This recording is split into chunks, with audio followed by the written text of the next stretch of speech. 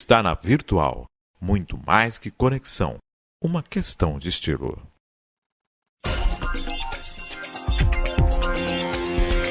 Virtual News.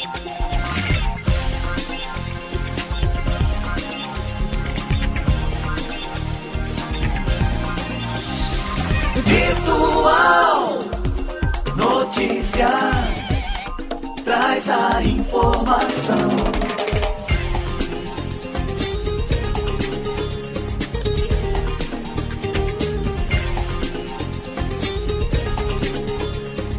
Virtual News.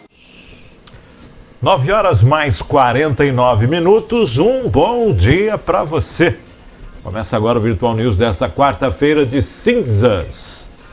Dia 23, né? Hoje é 23? 22, isso mesmo, 22 de fevereiro de 2023. Um bom dia aos poderes constituídos, ao Executivo, ao Legislativo e ao Judiciário. E um bom dia especial a você, que faz parte do quarto poder, que é a sociedade organizada. Para quem está aniversário no dia de hoje, parabéns, tudo de bom, Deus abençoando a sua vida hoje e sempre. Feliz aniversário para você. 9 horas mais 49 minutos.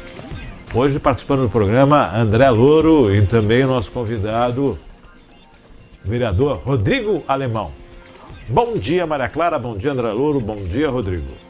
Bom dia, Márcio, bom dia, doutor André Louro, a Maria Clara também, a todos que acompanham a Virtual. Uma grande satisfação sempre estar aqui e muito obrigado por estar me convidando a estar aqui no programa, em que é sucesso, em que já sabemos da sua competência a longa data e sem dúvida nenhuma é fruto de muito empenho, de uma história linda no jornalismo, na comunicação de nossa cidade e, é óbvio, nosso estado, nosso país também. Muito obrigado, Rodrigo.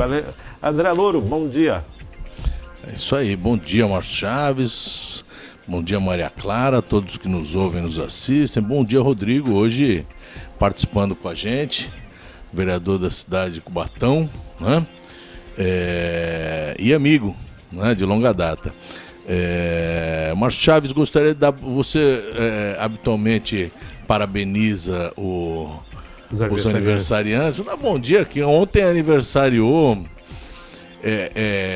não vamos, muitas primaveras, o nosso ex-vereador e advogado Mário Goshi. Mário Goshi, grande. Mário Sérgio Goshi.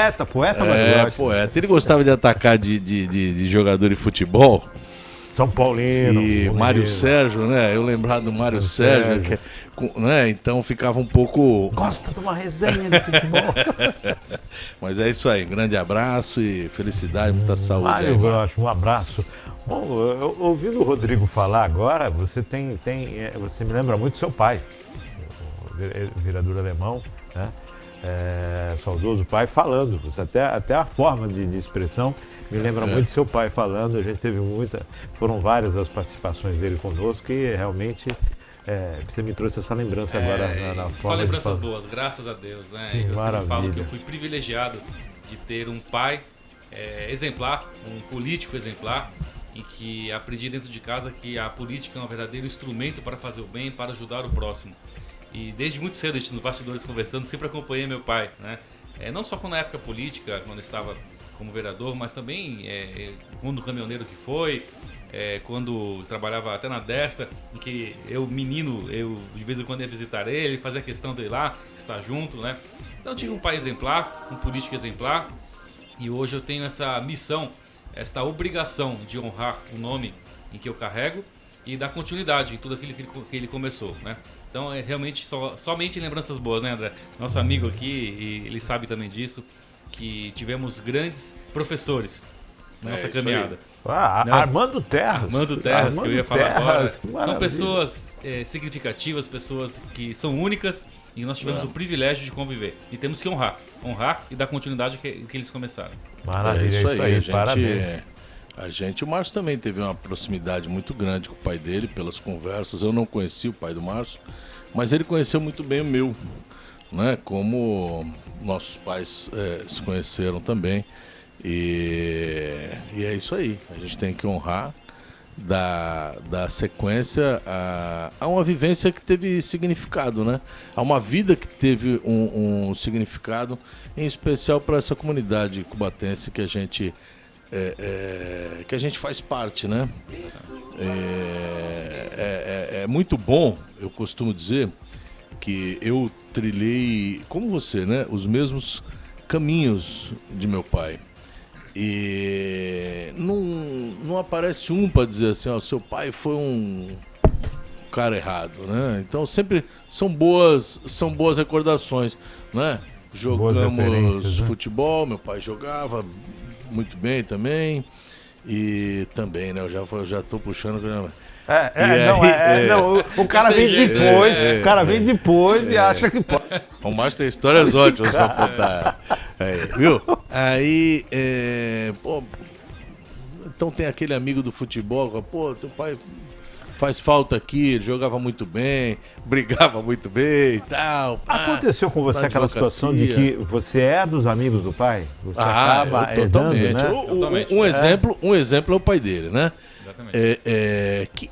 Que na verdade o alemão foi um amigo do meu pai, mas por uma proximidade até da família, né? O Armandinho, né? O Armando Terras.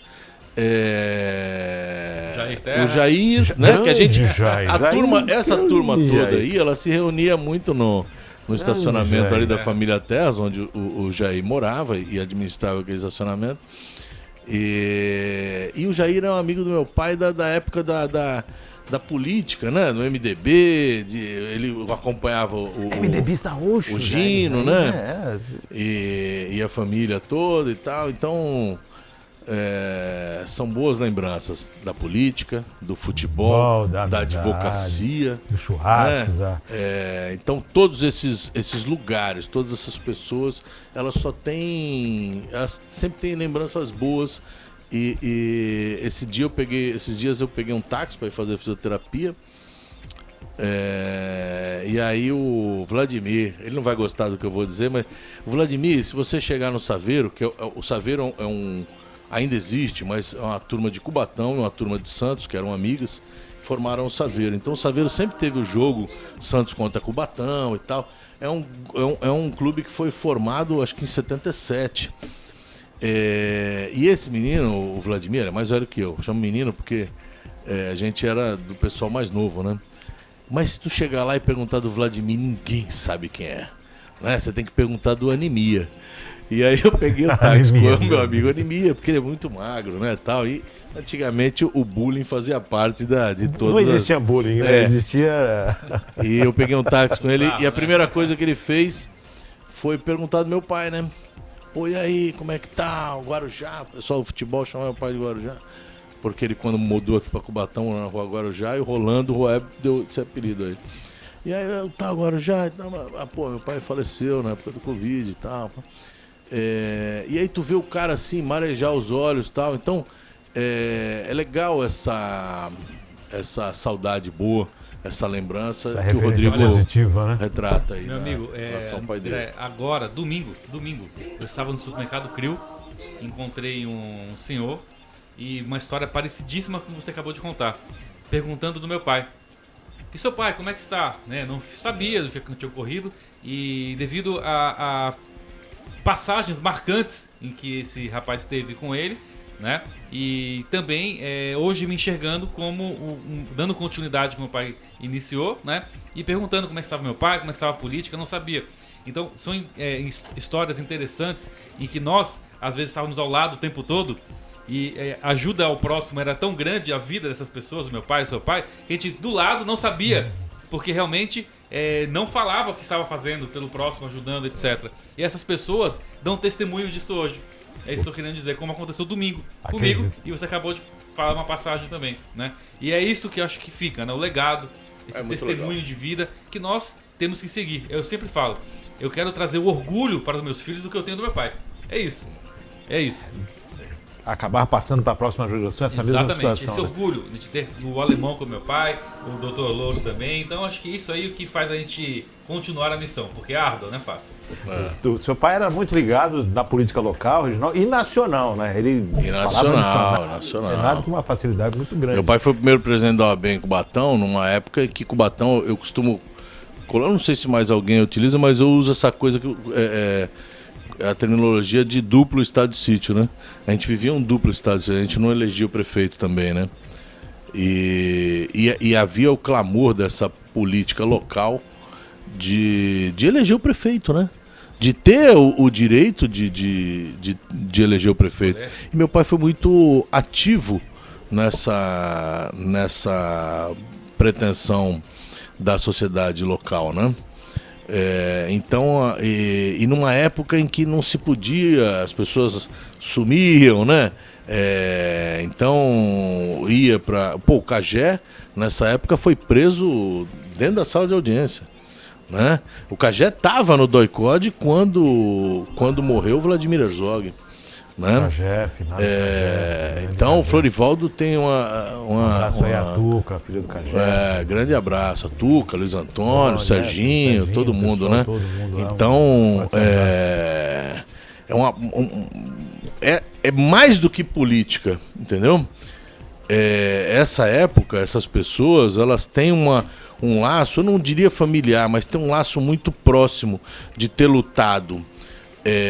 Não só, que não é pouco, né? Que é a política que se faz hoje, você é um representante do povo, então o representante, aquele que se põe à disposição, ele se coloca nesse lugar, né? De representar as pessoas e você forma laços com as pessoas que te acompanham nessa luta, laços importantes. Agora, quando esses laços são formados no momento de cerceamento de liberdade, de um momento em que o próprio Estado te agride, o próprio Estado não só cerceia a tua liberdade, como em alguns casos te prende,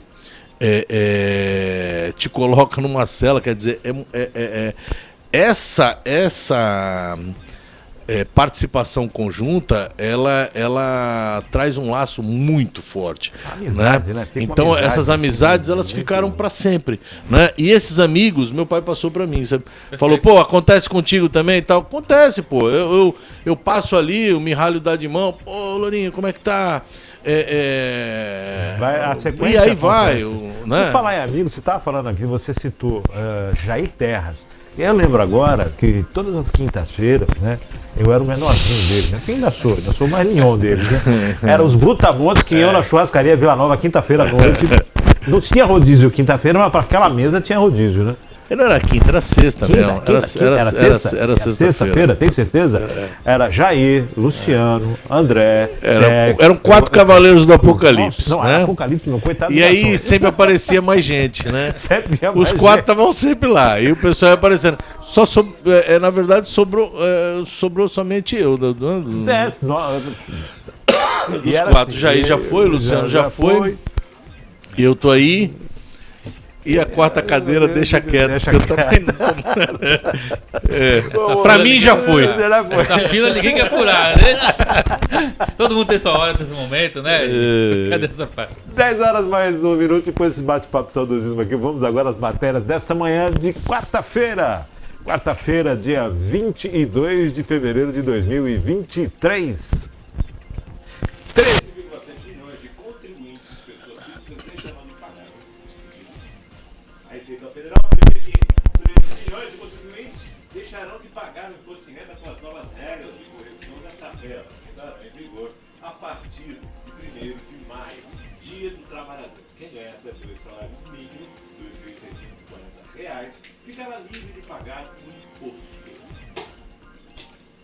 Ok? Ok? Temos problema aí?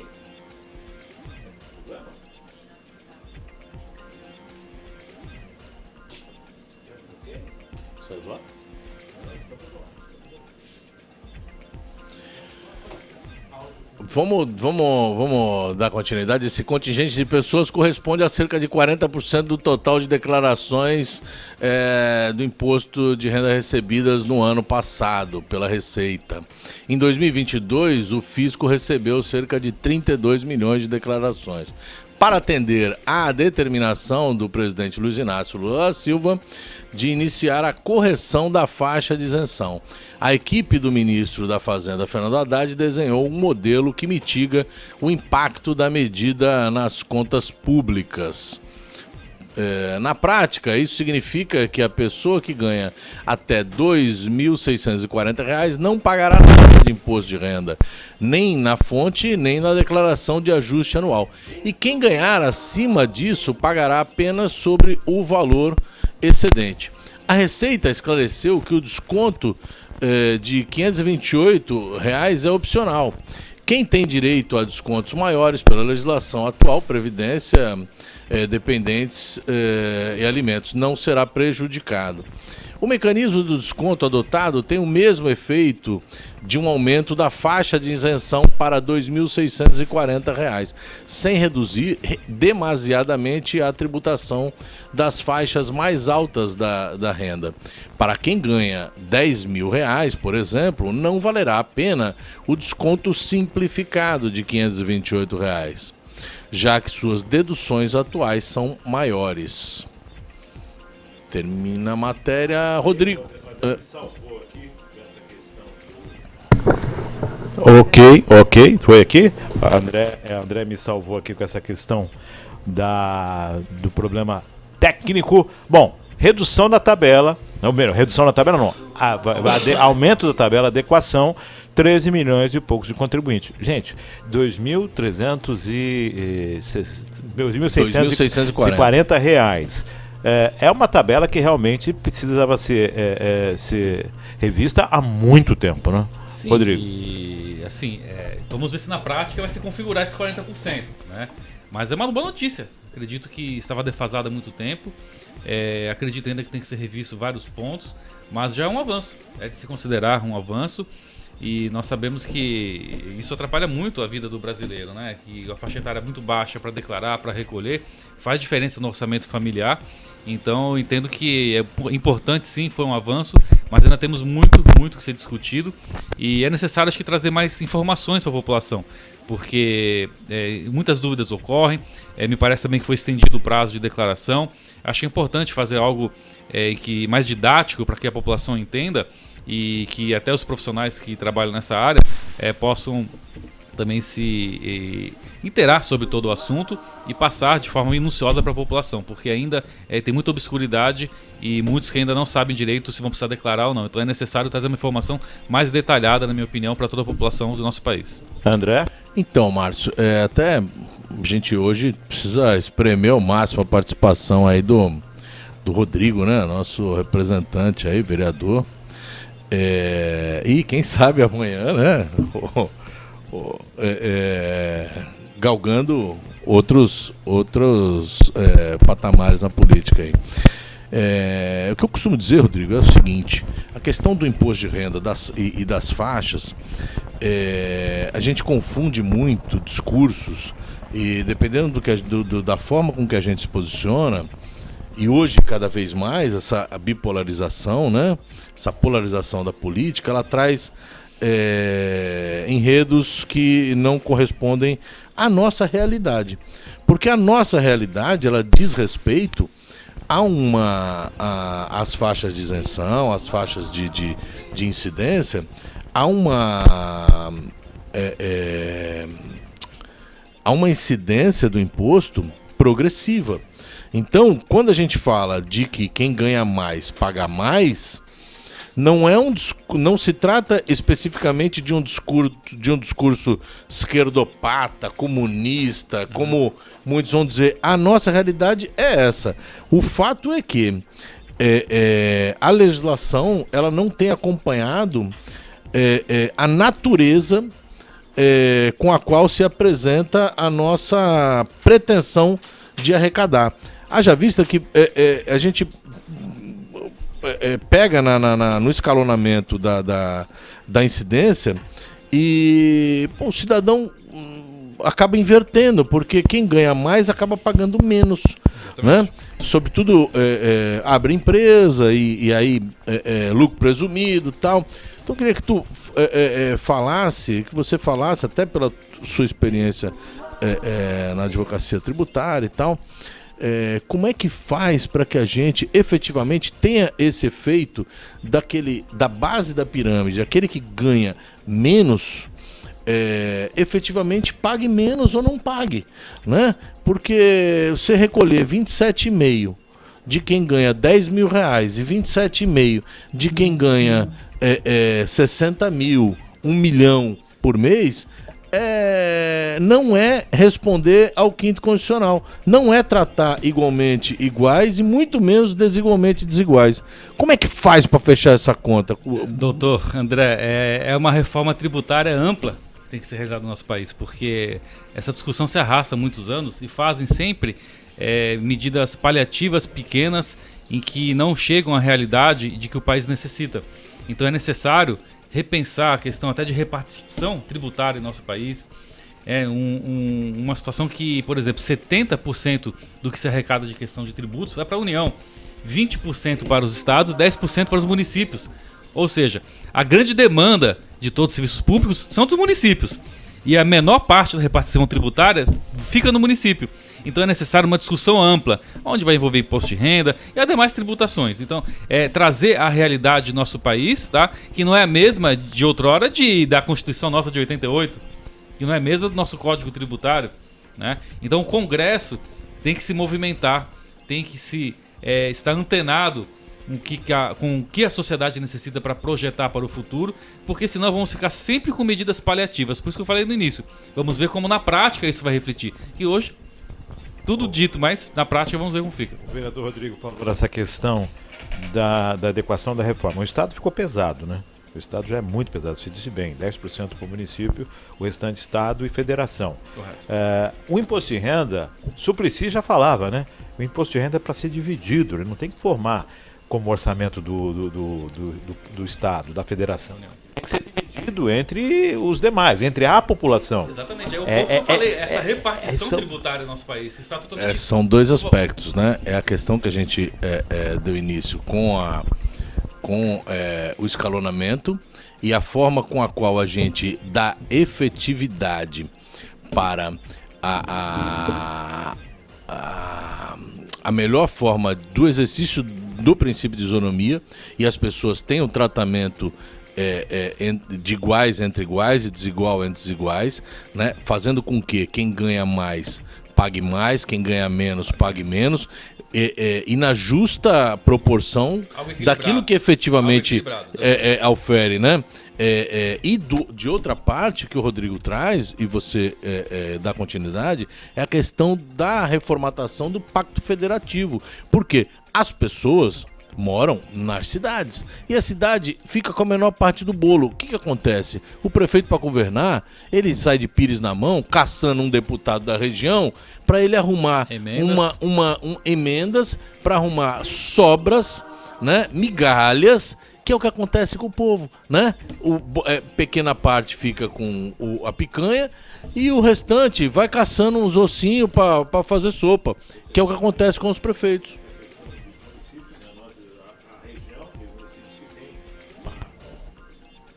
Ok. Na região tem municípios que têm uma arrecadação pujante, mas a grande parte dos municípios do Brasil não tem essa arrecadação. Depende do fundo de participação dos municípios, né? Não tem, e é necessário ter essa revisão, né? E os deputados federais são fundamentais nisso. Acabaram de tomar posse. Na região aqui da Baixada Santista, nós temos deputados com uma história interessante de serviço de trabalho, e acredito que eles têm que levantar essa bandeira, porque nós estamos em um município em que não é a maioria do nosso país, né, que tem uma arrecadação per capita altíssima. Só que a grande maioria dos municípios não tem essa realidade que nós temos, né? Então é necessário se rediscutir, sim, para que esse serviço público que fica no município, que é a demanda de segurança pública, que é a demanda da saúde, que é a demanda da educação, é a grande parte do direcionamento dos investimentos, né, da arrecadação, dos tributos. Nós, infelizmente, ficamos muitas vezes dependendo de outros entes, e é aqui que nós sentimos a falta ou não desse serviço público. Então é importantíssimo, sim, trazer esse equilíbrio entre as faixas etárias, mas também, como o Dr. Louro falou, a questão do pacto federativo. É necessário rediscutir nosso país. E o momento, na minha opinião, é agora. É porque, Márcio, só para tô falando muito hoje, mas é que é importante essa questão do pacto federativo demais. Você está aqui para falar, você é comentarista. Meu irmão, você pega, por exemplo, o que acontece hoje, a tragédia que nós estamos vivenciando no litoral norte do estado de São Paulo, e aí vamos projetar a mesma ideia que o Rodrigo traz. Estamos aqui em Cubatão, numa cidade que tem uma boa arrecadação, São Sebastião também. Né? E por que não consegue fechar a conta? Por conta da questão do pacto. Porque recebe muito, mas gasta-se muito. Tem muita questão de veja lá, o município arrecada X milhões, mas como é que né? Como é que faz essa... Então nós temos 15% para a saúde de verba carimbada, 25% para a educação, nós temos 40%. As prefeituras estão quase pagamento de servidores, com a folha de pagamento de servidores na casa de 40% a 50%. O que sobra para administrar? Tem um repasse para a Câmara de 3% a 6%, dependendo do município. O que sobra para administrar? Tá entendendo? Sobra muito pouco. Por isso que, mesmo em municípios de boa arrecadação, os prefeitos continuam de pires na mão para que deputados consigam emendas e aí governar com emenda. Tá errado. O pacto precisa ser refeito. Essa realidade que São Sebastião passa, nós também passamos. Cubatão, com a desafetação das cotas e tal, melhorou muito a questão das encostas, mas ainda temos muitas áreas, como Mantiqueira, Caraguatá, Vila Natal, sofrendo com alagamento. Exatamente. Sim, então, sim. Bom, você fez apontamento em relação a essa questão do orçamento, essa divisão. E a gente ainda tem um outro fator que é o principal nisso, né? De 4 em 4 anos a população arrisca. E às vezes não dá certo, né? Além de toda essa questão, ainda tem o fator humano, que é aquele que é eleito, é o mandatário, e muitas vezes não corresponde com as políticas que devem ser feitas. Sim. Esse que é um dos maiores fatores. Né? É o gestor, né? O administrador. Tá? Você tem toda a regra, mas se não tiver um gestor bom... Gestor e o poder legislativo tem uma importância muito grande, né, nesse modelo que nós temos no nosso país. O poder legislativo municipal, em especial, aquele que está mais próximo da população. É aquele que recebe a primeira demanda e tem que, a partir dos seus instrumentos, fazer ali os encaminhamentos, né? Então, o poder público, através da Câmara Municipal, tem que barrar aquilo que no Poder Executivo não faça de bom e cobrar que as políticas públicas se efetivem nos municípios. Então, quando se tem um poder legislativo em que não corresponde com a realidade da cidade, tenho certeza que a cidade não desenvolve. Não adianta ter somente um executivo em que tem ali projeto, planejamento estratégico, etc. Se não tem um legislativo que pense dessa forma e que represente de fato todos os segmentos da sociedade, porque o legislativo representa todos os segmentos da sociedade.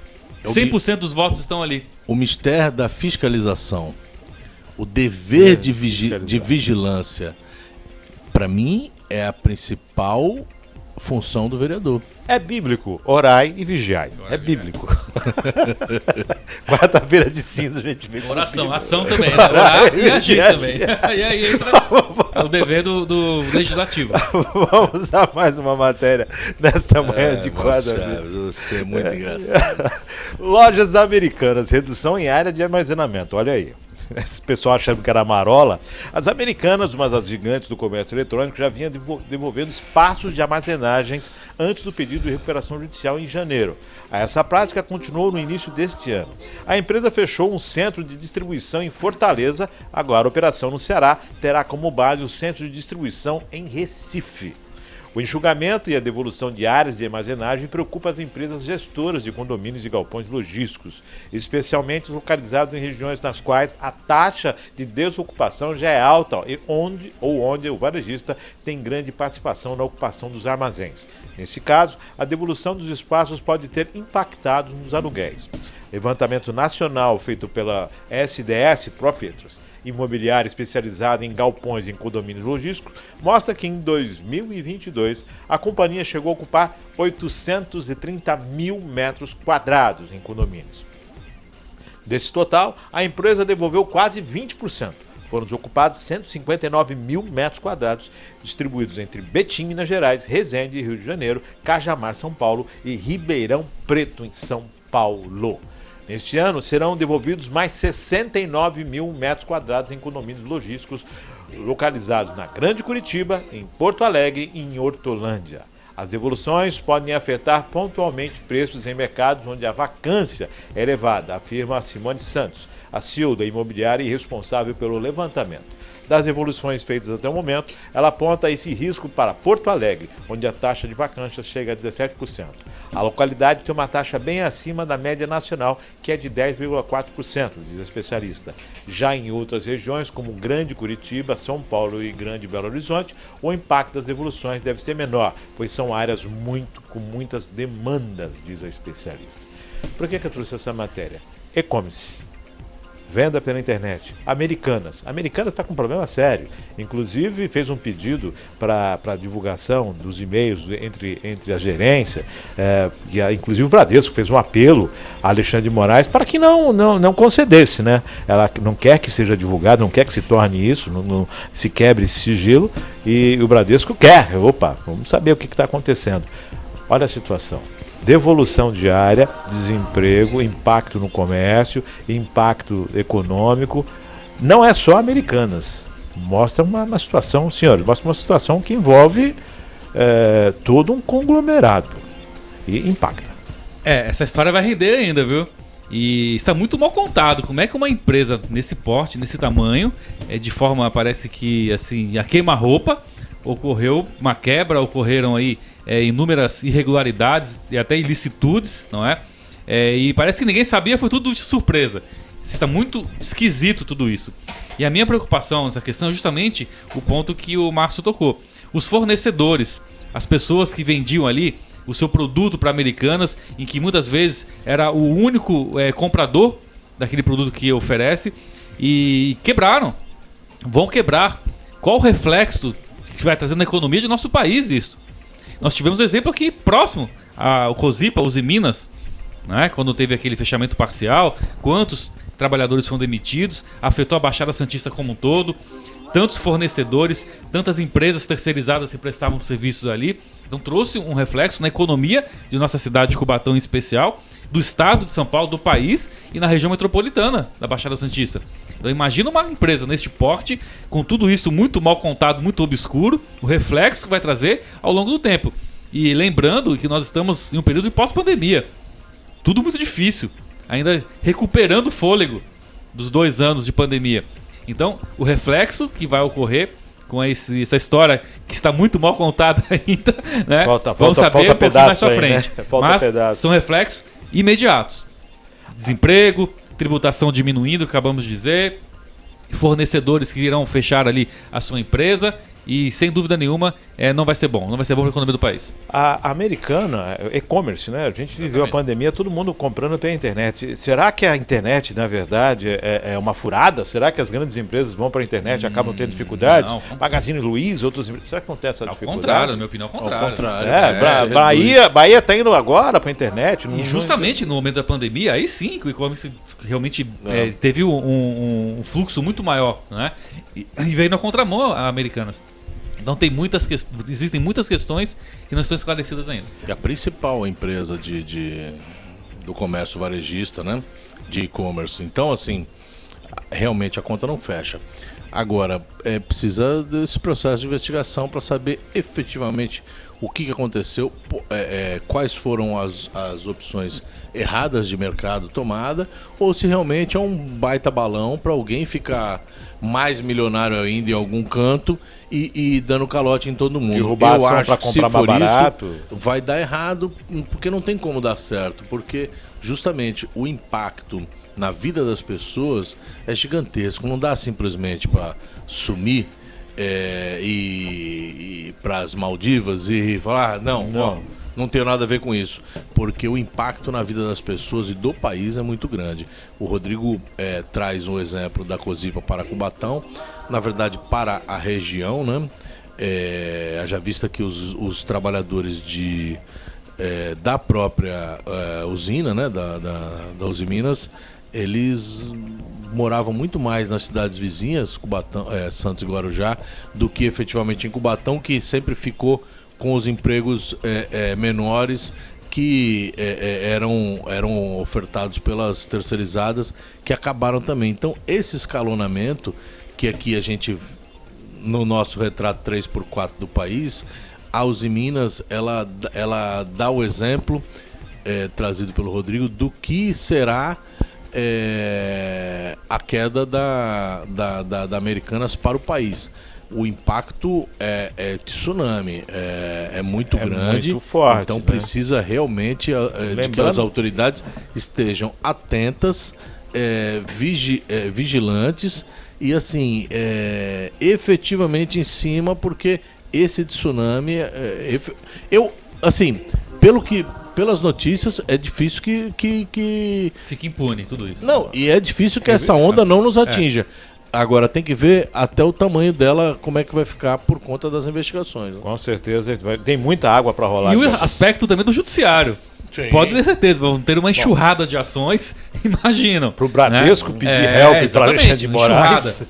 De ações no Poder Judiciário, onde também vão atrapalhar o andamento do ordinário, normal, de todos os processos. Imagina. Sim, exatamente. Tem um impacto muito gigante, grande isso aí. 10 horas mais 24 minutos, vamos para mais uma matéria nesta manhã de quarta-feira, dia 22. Tem uma matéria sobre, nós não falamos sobre a questão da leniência das empresas. Mas vamos aqui à tragédia, depois a gente fala sobre essa questão. Até o momento foram 46 vítimas fatais na tragédia devido às fortes chuvas. O número foi divulgado pela Defesa Civil, que registrou 45 mortes em São Sebastião, cidade mais atingida da região, e uma em Ubatuba. Os números indicam cerca de 40 pessoas desaparecidas. Senhores, tragédia no litoral. Não dá para dizer que é uma tragédia anunciada. Fortes chuvas, janeiro, a gente sabe, mas nunca ninguém espera algo desse tamanho, né? Então, Márcio, é difícil, porque a gente está falando de vidas que foram ceifadas, né? Eu até traria uma questão na questão da administração das prioridades. Acho muito difícil, sempre achei, a gestão de São Sebastião centralizada como é feita. É muito difícil alguém que está na outra ponta. Então, tudo que o camarada de Boiçucanga precisa, ele precisa ir a São Sebastião. É muito longe, né? Então, assim, a questão... porque a gente sempre imagina, né? E nós tivemos um exemplo muito mal feito da questão das administrações regionais, das subprefeituras. Cubatão talvez não precisasse de 5 naquele momento. E aí fica a discussão. É efetivamente uma regionalização necessária da administração central ou se trata de cabide de emprego? Nessa questão do município de São Sebastião, acho que eles deveriam pensar muito bem nessa regionalização, porque cada praia é tido como praia, né? Mas Juqueí é um municípiozinho, sabe? Boiçucanga é outro municípiozinho. São bairros de Bertioga e São Sebastião. De São Sebastião. São bairros, porque Boracéia vai dividir. Boracéia vai ter a Boracéia de São Sebastião e a Boracéia de Bertioga. Então, assim, se você tá até ali o condomínio Morada da Praia, você tem a Boracéia Bertioga. Dali por diante, mais ou menos, é um pouquinho mais à frente. Mas dali, só para você ter a ideia, porque é onde passa aquela ponte, né? Dali vira São Sebastião. Então, assim, metade da Boracéia, quem resolve é a prefeitura de Bertioga e metade. Assim, é muito difícil isso, sabe? Então, a região do litoral norte toda, ela precisa passar por uma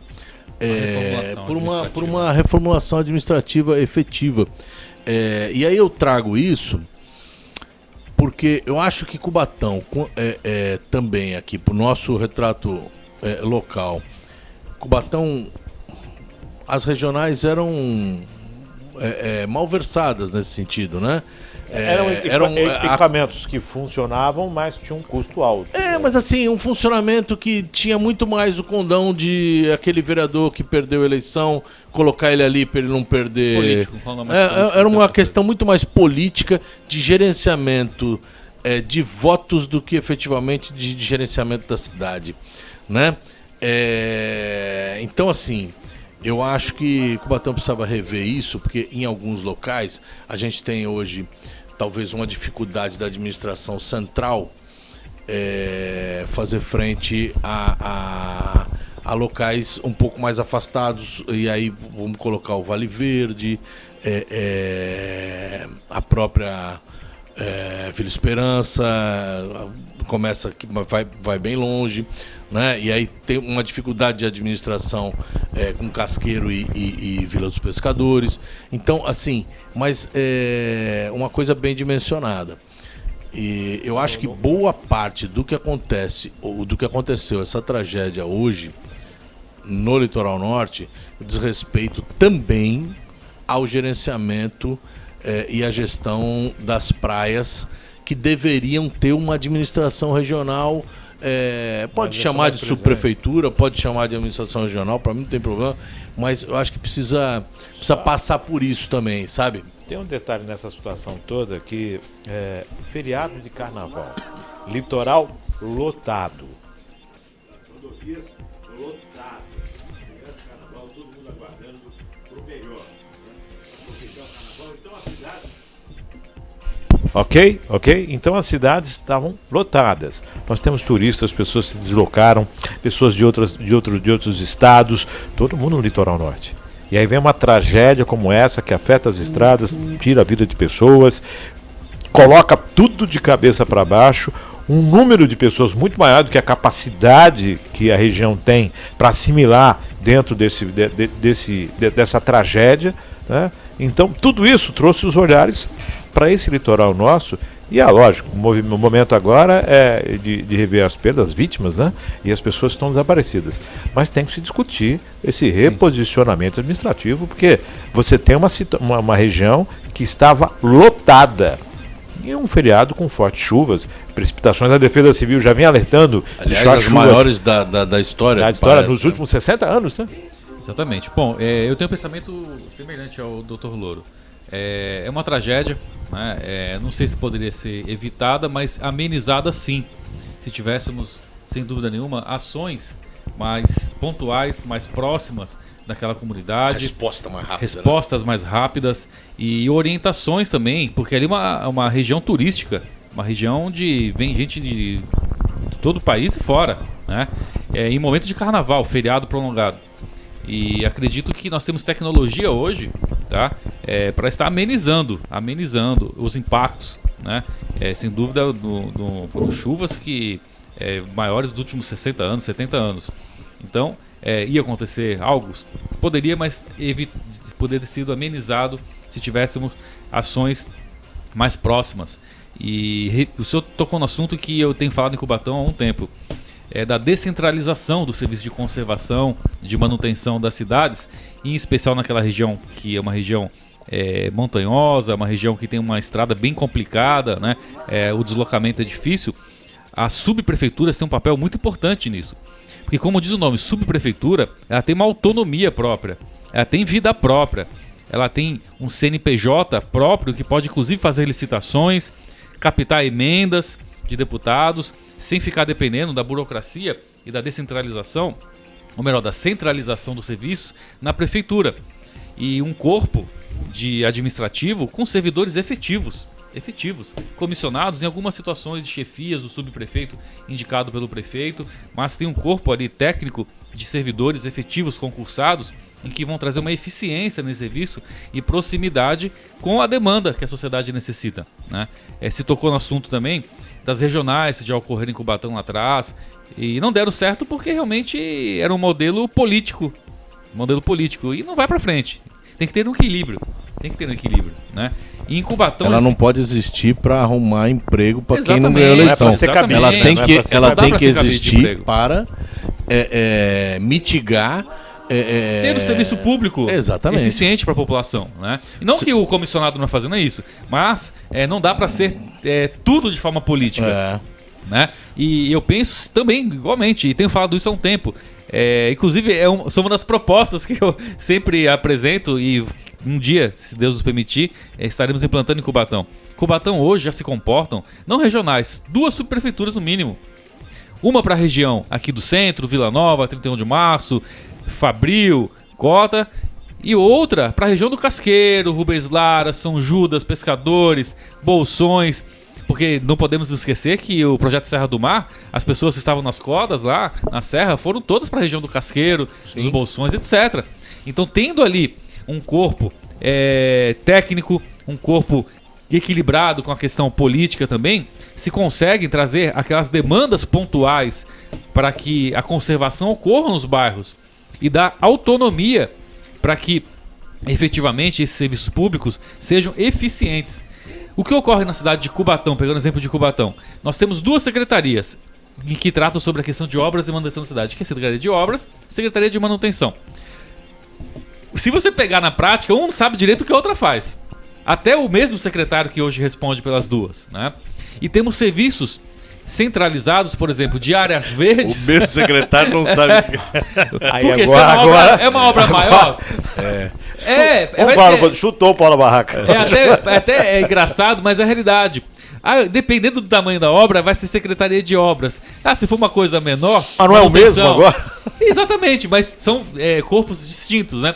E um exemplo, áreas verdes da cidade. Até 2012, quem era responsável pela manutenção das áreas verdes, poda de árvore, carpição, retirada de uma árvore, Secretaria de Meio Ambiente. Não sei se vocês se lembram que nós tínhamos lá no Cutiapará toda uma estrutura do município, com servidores públicos, poucos serviços terceirizados. Aí alteraram o organograma da Secretaria de Meio Ambiente lá em 2012, foi na gestão anterior, né? Passou para a Secretaria de Manutenção da cidade, e a partir daí se começaram a terceirizar muitos serviços, né? E não se trouxe o serviço com eficiência. E como vereador, eu não posso ser autor de projetos em que alterem a estrutura administrativa do outro poder. Fiz requerimento desde a primeira gestão, na segunda reapresentei, para a gente descentralizar esse serviço e voltar lá para o meio ambiente. Porque se você pegar a lista de atribuições do meio ambiente, cabe numa folha sulfite de manutenção da cidade, vai daqui até a rua, né? Então é necessário descentralizar para trazer eficiência. Um outro ponto também que fica a cargo da Secretaria de Manutenção da cidade, em que é uma demanda muito grande, manutenção de nossos próprios municipais de educação. São a grande maioria da cidade. Por exemplo, a subprefeitura fazê-lo. Aí eu tenho uma outra proposta. Santos é feito antes da gente entrar no assunto Cubatão, só para a gente fechar essa questão do litoral norte, a gente já vai começar a falar em Cubatão. Senhores, nós tivemos essa tragédia lá. Há 10 anos atrás nós tivemos algo aqui. A inundação, pilões, 2013. De fevereiro de 2013? 2013, vai para 10 anos. Né? E aí eu pergunto aos senhores, o que foi feito desde então? Não, então, e esse ponto que eu estou tratando é justamente para descentralizar esses serviços, por exemplo, a proposta que eu fiz, Departamento de Manutenção Escolar ligado à SEDUC. Então, este modelo de gestão se aplicam, por exemplo, a São Sebastião. Eu não sei falar para vocês como é que é feito lá a manutenção, a obra. Então, assim, se tivesse realmente descentralizado em uma região muito complicada, sem dúvida, esse serviço público estaria mais próximo. Se tem uma barragem com risco ali, estaria vendo de mais proximidade. E em Cubatão é a mesma coisa. Então, tudo de lá para cá... Você vê, o que foi a passo de tartaruga que foram avançando. Problemas que nós estamos dizendo aqui já ocorrem desde lá de trás. Falei o exemplo de 2012, né? E que continuamos na mesma até agora. O que foi feito depois de todo aquele incidente que inundou a cidade de Cubatão em 2013? O que foi feito de lá para cá? Quais foram as ações? O que a cidade avançou administrativamente nisso? Nós estamos sujeitos a ter o mesmo problema novamente? Se voltasse aquela água toda, teríamos a mesma situação? 10 anos. Com menos. Sem dúvida. É um volume menor de água. Nós já temos a Ilha Caraguatá, a Vila São José, os Pilões, a Água Fria, na mesma situação. O que se avançou? A Vila São José, que é uma vila mais baixa do que o nível do mar. Em alta de maré, né? Quer dizer, mas voltando lá ao litoral norte, você imagina a dificuldade de administração, Márcio Chaves? Eu tenho aqui, terminou a Bertioga. Então, aqui a gente consegue fazer a transposição para Cubatão, é inevitável para mim, né? Então, vamos lá. Falei de Boracéia. Boracéia, pô, a metade que tá... Não é que Bertioga tem uma gestão maravilhosa e tal, mas ele tá perto. Então, o cara de Boracéia, que precisa da prefeitura, ele tá do lado de Bertioga. Não é tão próximo, mas ele tá do lado. O camarada que é São Sebastião, imagina, ele tem que passar Juqueí, Boiçucanga, Maresias, Toque-Toque, blá, blá, blá, blá, blá, para ele chegar na prefeitura dele. Quer dizer, ele tem que andar muito para chegar na prefeitura, para conseguir qualquer coisinha. Sabe, o munícipe, ele precisa da prefeitura para tudo, né? Imagina, o cara precisa de uma segunda via. Claro que hoje, eu tô citando um exemplo esdrúxulo, porque você tem internet e tal, mas, pô, qualquer coisa que você precisa da prefeitura, você tem que andar muito, e não dá, né? Não, pra protocolar um pedido, alguma coisa, você então, tem que andar. Me parece que a questão da descentralização, ela ganha corpo na discussão, para lá, e acho que para cá, a gente precisa rever. Aliás, muitos de nós que foram contra no passado não rever o posicionamento, até porque ser contra no passado dizia respeito a ser contra um modelo equivocado. O bom modelo, aí a questão dos próprios públicos, em especial das escolas. Você tem município aqui, ó, Santos aqui do lado, né? Às vezes a escola precisa de alguma coisa, Márcio, a Secretaria de Educação, em contato com a subprefeitura, resolve. Sabe? É um telhado que precisa, né, resolver da escola. Sabe? E aí, pô, Cubatão, hoje, as associações de pais e mestres de Cubatão, elas estão com CNPJ regular? Não, para poder. Tá? Então, assim, as coisas mais básicas, então falta gerenciamento. Talvez, se houver essa atribuição para essa administração regional, para essa subprefeitura, você resolva os problemas de gestão que me parece que a Secretaria de Obras sozinha não esteja fazendo frente a tudo. Né? Você dirige mal, você vai dirigir mal com uma Ferrari. Essa é a condição. Se for um bom gestor, você vai andar da melhor forma. Lógico, com uma Ferrari você vai andar muito melhor. Sim. Mas você vai conseguir atender dirigindo o Fusca. Agora, se você não dirige bem, pode te dar uma Ferrari, você não vai conseguir sair do lugar. Só lembrando, as estradas, 6 meses sair na previsão para todas as estradas, a Mogi Bertioga, a Rio Santos, estão afetadas, né? E nossa solidariedade a todo mundo que está naquela situação. E os turistas que estão lá. Que colocando as questões políticas de lado, a gente efetivamente tem que pensar muito nos feridos, nos desabrigados, nos mortos. Já se vão, na sua matéria, 46, é muita gente que perdeu a vida, muitas famílias perderam seus entes queridos. Então, toda o nosso apoio, o nosso abraço, né? E vamos continuar divulgando os canais de arrecadação, porque muita gente perdeu tudo, né? Nós estamos experientes, nós que eu digo, a sociedade cubatense é experiente nessa coisa das populações perderem tudo, né? Então a solidariedade nesse momento ela se faz imperiosa aí, todo mundo tem que olhar com muito carinho. Só para eu fui colocando o exemplo de Cubatão, porque é uma cidade em que tem um território pequeno até, né? Então nós temos dificuldades e fizemos sugestões para que se tornem mais compactadas. Imagina naquela região, isso eu estou querendo dizer. São exemplos que a gente pega de Cubatão e levando para lá a dificuldade é muito maior. Muito maior, muito mais difícil. Mas realmente é um momento em que nós temos que solidarizar com todas essas famílias, né? Por tudo que estão passando. E são nesses momentos que a gente vê a grandeza das pessoas também, né? De atitudes, como por exemplo, nesse final de semana, no Carnaval, né, que na nossa igreja nós temos o Festival de Jesus. Então, em todos os dias tiveram ações concretas de recolhimento de alimentos, de roupas, né? Antes mesmo até da prefeitura anunciar aqui em Cubatão, que corretíssima também, em que também está apoiando, as próprias igrejas, né, as entidades religiosas, o terceiro setor começou a se mobilizar para arrecadar alimentos, roupas, para encaminhar para aquelas famílias. E tivemos também ações em conjunto do governo federal, do estado. É importante falar disso, né? É importante, porque faltou isso num problema mundial que passamos, que foi a pandemia. Você vê como agora as coisas, quando tem diálogo, quando se dá as mãos de verdade e trabalha para aquele no qual o destinatário do nosso serviço, que é a população, como é que as coisas começam a melhorar e a caminhar, né?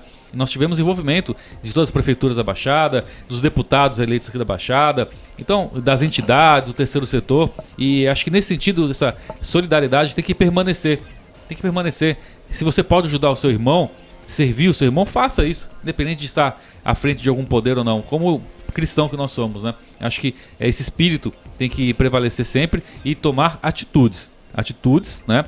Em que nós fizemos alguns exemplos aqui, em que nós estamos fazendo suposições de uma realidade e que realmente é necessário trazer mais eficiência, como eu disse, nesse serviço público. E pouco importa, falando isso, pouco importa o partido do prefeito de São Sebastião, né? A primeira coisa que o governo federal com o presidente Lula e o governo do estado com o Tarcísio fizeram foi chegar. Né? Primeiro, a eleição já passou, né? A eleição acabou. As pessoas precisam do seu governo, né? No caso, o governo estadual, o governo federal. Acho que assim, as mãos dadas nesse momento, elas são inevitáveis. Não dá para continuar da forma que a gente estava. Não, aquele cara ali, não gosto dele. Não existe isso. Faz a diferença. Já foi. Faz a diferença. Bom, vamos falar de política agora um pouquinho. O Rodrigo Alemão, vereador, foi presidente da Câmara, hoje faz parte de uma base que tem duras críticas ao governo, fortes críticas ao governo. Eu quero aproveitar esse momento, essa oportunidade, e perguntar para o vereador como é estar do mesmo partido que a administração e tecer fortes críticas, duras críticas. Como é essa questão política? Como é que convive dentro do ninho tucano nessa condição? Eu acho que nem os gregos imaginariam tal democracia. Mas como é que é, Rodrigo? Eu faço isso de forma muito tranquila. E já deixei claro desde o começo de que projetos que são importantes para a cidade, projetos que eu entenda em ouvir e dialogar com a população, que são importantes, como eu disse, tem o meu apoio. O que não terá meu apoio, né? Fiz parte sim da base do seu prefeito municipal na primeira gestão, no primeiro mandato, onde acreditei, fiz muitas propostas, critiquei quando era necessário. E quando você começa a ver em que os princípios que te movem, os valores no qual você aprende dentro de casa, no berço, são muito diferentes do que são implantados, daqueles planejamentos no qual se falaram que seria diferente no segundo mandato, os encaminhamentos, o retorno até da valorização do servidor público, o que de fato começou a ser diferente e começou mais um projeto político do que de cidade. Naquele momento, eu deixei claro que seguiria, né, conforme sempre o entendimento que eu tenho em favor da população, e o que fosse bom para a cidade, aprovaria. O que não fosse, não. Então temos exemplos em que votei contrário, sempre busco me posicionar de forma técnica, estudando, conhecendo o que estou votando, defendendo aquilo que eu acredito, e sempre tive uma tranquilidade dentro do partido quanto a isso. Não tive nenhum tipo de problema, porque vivemos uma democracia. Vivemos uma democracia. E dentro do partido no qual faço parte, né, é democrata. Então, nesse sentido, eu venho me posicionando, jamais atingindo a pessoa, a física, respeito, mas de posicionamentos meus, em que eu entendo que tem que fazer a favor da população e contra o governo, não penso duas vezes. Sempre fiz dessa forma. Antigamente a gente era mais ouvido, né? Quando se começaram as discussões políticas antecipadas, em que fizeram, projetando lá o ano que vem, 2024, se começaram de sucessão. Sim, se começou de forma muito antecipada, precipitada tudo isso. E não foi de minha parte.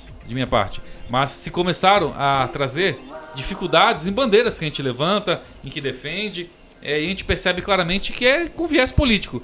Então, a partir dali, eu conversei com o meu grupo e nós seguimos um outro caminho, a favor sempre da população. Quando você fala dessa questão do viés político, dessa condição de viés político, é lógico, os bastidores acenam já que a máquina já tem projetado um nome para a disputa de 2024.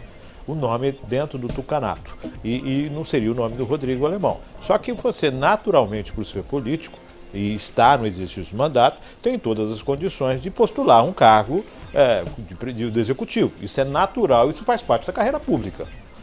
Isso é natural. Tanto é que o prefeito atual saiu da Câmara, era vereador antes. Então tem toda essa formatação. Como é que você vê essa situação dentro do PSDB? Você é uma pessoa que tem um forte posicionamento, que tem uma história política, que já vem de um núcleo, de uma reeleição, de uma condição já muito positiva e que enfrenta agora dentro do partido uma composição antecipada e nada democrática. Tirou a palavra da minha boca. A situação foi antecipada e não foi por mim. E é público. O seu prefeito não cansa de falar, né? E dizendo, inclusive, em vídeos aí publicados pela própria site da prefeitura oficial, de que, olha, para dar continuidade tem que ser através de fulano e ciclano.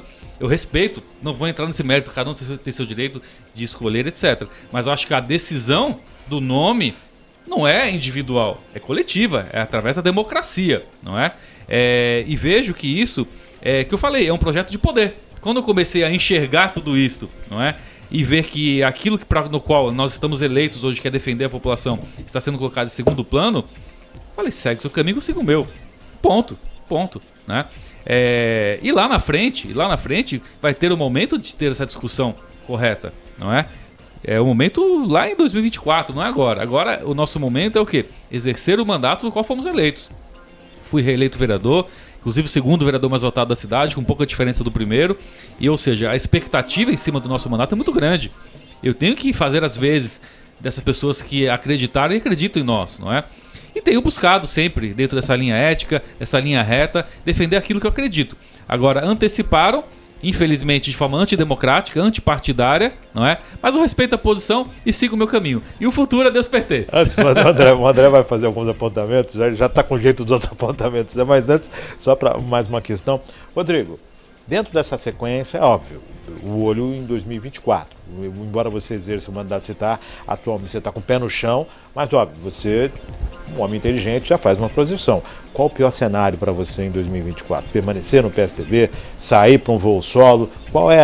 Qual seria a maior dificuldade para o Rodrigo? Já que dentro do tucanato você tem um posicionamento, você tem um nome. Você tem ligações com o governo federal, com o governo estadual, você tem toda uma rede, né? um workshop político, digamos assim. Você tem todo um trabalho envolvido com nomes que têm expressão, tanto nacionalmente e principalmente dentro do tucanato. Como é que o Rodrigo observa isso? Possibilidade de um dia dar tchau para ir fazer outro voo? Ou permanece lutando dentro do PSDB? Ou não pensou em nada disso? Não, acho que é precoce ainda de falar sobre isso. Acho que nesse momento, o que eu disse, a minha preocupação é fazer a função no qual eu fui eleito, exercer as atribuições no qual eu fui eleito da melhor forma possível. A questão política vai ter o momento adequado para isso, que é lá na frente. Nós temos sim ligações com vários setores. Nunca tive nenhum tipo de problema na questão partidária. Sempre fui respeitado, sempre respeitei, né? Sempre agi de forma muito ética.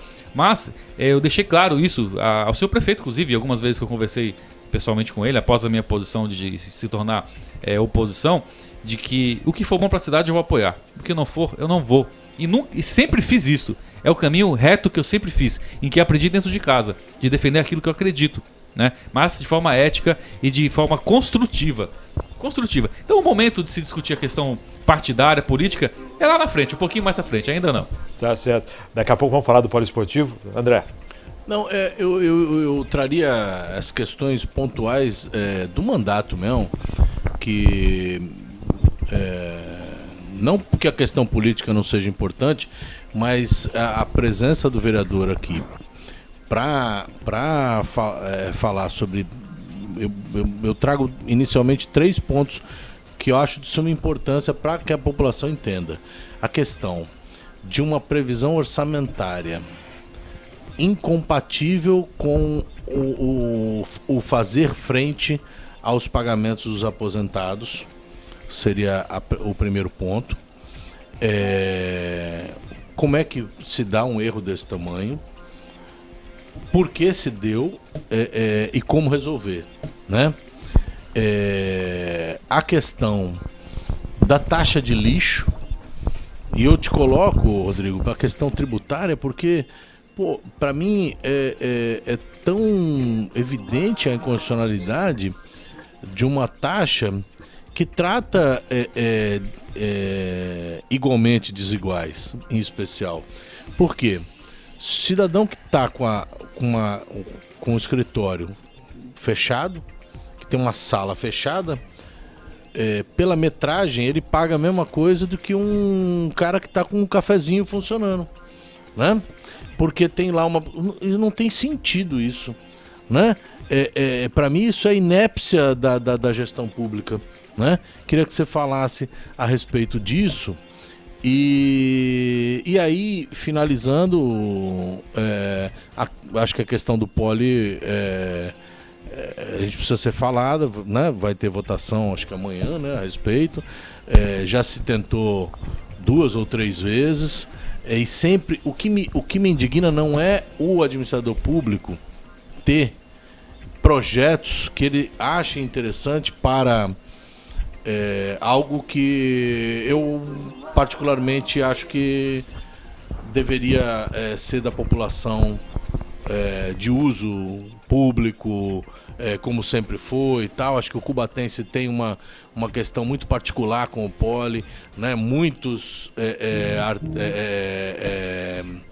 atletas locais formados no poli, atletas de tamanho nacional, tamanho internacional, né?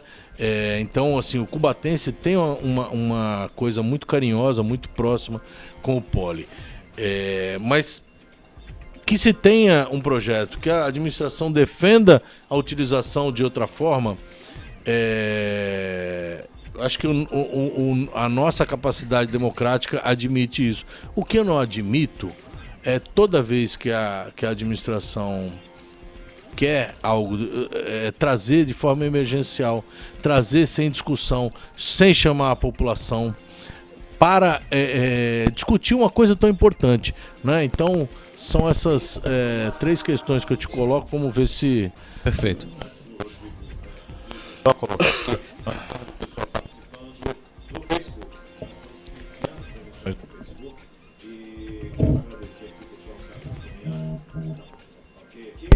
Ok? Agradecer o pessoal que está acompanhando lá no Facebook, que está o Luiz Carlos de Andrade, Maria Aparecida, Lourdinha Alonso, Cléreston Lima. Algumas perguntas estão sendo feitas e depois, até o final do programa, a gente passa aqui para o vereador, mas dando já a sequência aqui no questionamento que o André fez. Rodrigo. Perfeito. A questão da Previdência.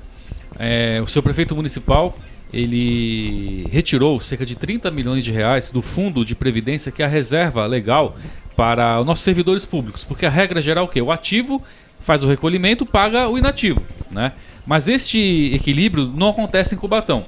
Então o município de Cubatão, ele repassa do orçamento do Tesouro este valor complementar para efetuar o pagamento para os inativos.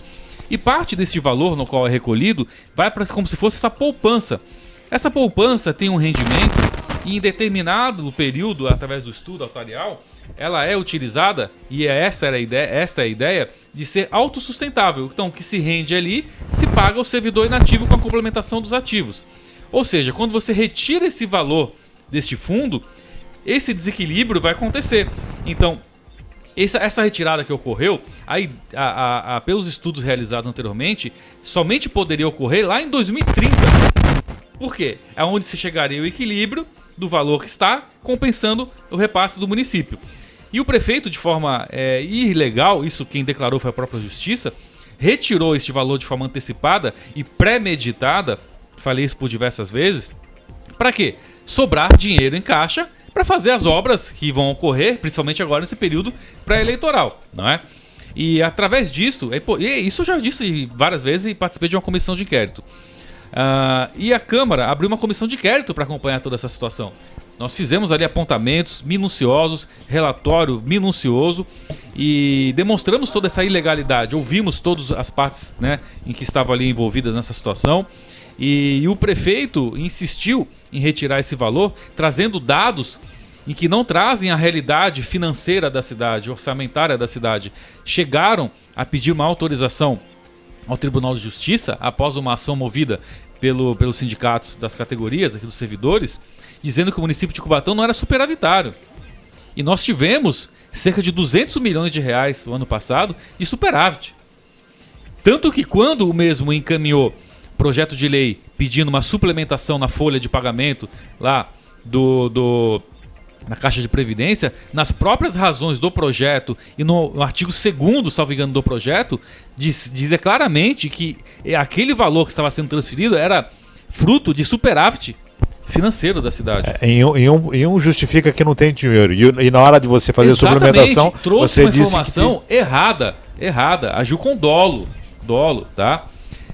Má fé nesses processos. E é óbvio, quando a verdade veio, o judiciário compactou com a realidade, proferiu uma decisão nesse sentido e caiu tudo isso que ele fez, determinando inclusive a devolução desses valores pelo município. Olha o passivo que essa atitude ilegal trouxe para a cidade de Cubatão. Rodrigo, lembrando que esses valores estavam aplicados, né? E foram retirados de uma aplicação. Aplicados, que eu falei nisso, aplicados para lá em 2030 vai tirar de um lado para faltar de outro. Isso. Curto, né? Então como é que eu vou apoiar isso? Por uma falta de previsão orçamentária. Se era algo que o prefeito estivesse fazendo de forma correta, a gente apoia. Agora não é correto. Não vou apoiar. Não entrei para isso. A população não espera isso de mim. Não é? E envolvendo a taxa de lixo. Taxa de lixo, vamos lá. 2021. O primeiro projeto chegou na Câmara. Novembro de 2021. Em novembro de 2021, quando o projeto chegou, isso também estava sendo discutido o orçamento municipal. Sempre se vota de um ano para outro. A taxa de lixo tem uma legislação do marco regulatório, do saneamento básico lá, uma lei federal, que determinou que os municípios implantem, se não me engano, até 2021, julho de 2021. Só que na lei federal, ela fala que os municípios têm que implantar, porém, tem uma vírgulazinha lá, em que, se não me engano, no artigo 14 da lei, em que fala assim, se o município tem condições de ter essa receita utilizando de outras fontes, ele pode, e te remete à lei de responsabilidade, fazer o equilíbrio dentro daqueles critérios lá que a legislação fala, de você ter estudo de impacto, né? Ou seja, retirar de um lugar e compensar de outro, né? Tem todos os requisitos da legislação e que se pode ter com própria receita, sem cobrar nada da população, o pagamento dessa taxa de lixo. E eu falei a questão do orçamento que já estava na Câmara, por quê? Porque nós já tínhamos uma dotação no orçamento municipal de 28 milhões para pagar o lixo sem cobrar nada da população. Tanto que passou 2021, o projeto foi aprovado, naquele momento 3 vereadores votaram contrário, eu e mais 2, né? Aí, quando a população sentiu no bolso, né? Quando começaram a chegar os carnês, começou toda a mobilização, foi muito importante. O prefeito de início, ele não lançou, ou melhor, ele suspendeu o lançamento dos tributos que foram efetuados, né? E encaminhou para a Câmara um novo projeto. Este novo projeto, ele reduziu apenas a taxa de lixo, o valor correspondente a residencial. Manteve igual industrial e comercial, o exemplo que você colocou agora aqui, em que eu coloco do meu escritório também, de 50 metros quadrados, se pagar quase R$400 de taxa de lixo, né? Que tem 2 advogados trabalhando. Que lixo se produz ali? De uma casa, por exemplo, na minha casa, em que tem 3 vezes o tamanho do meu escritório, que residem 4 pessoas, em que eu pago R$180, né? Então, naquele momento, eu falei, gente, nós temos saída para que não se cobre da população ou se coloque um valor justo, simbólico, porque estamos em um momento pós-pandemia, em que estamos na contramão do mundo. Rodrigo, só me permite, o lixo ele é pago por tonelada, certo? O cálculo do pagamento, da contratação é tonelada. Que a prefeitura paga... paga por tonelada. Como é que passam... Então, eu vou chegar. A forma que foi calculado... Não, porque são duas... Desculpa, Rodrigo. São 2 questões, Márcio, que eu acho que são importantes aqui.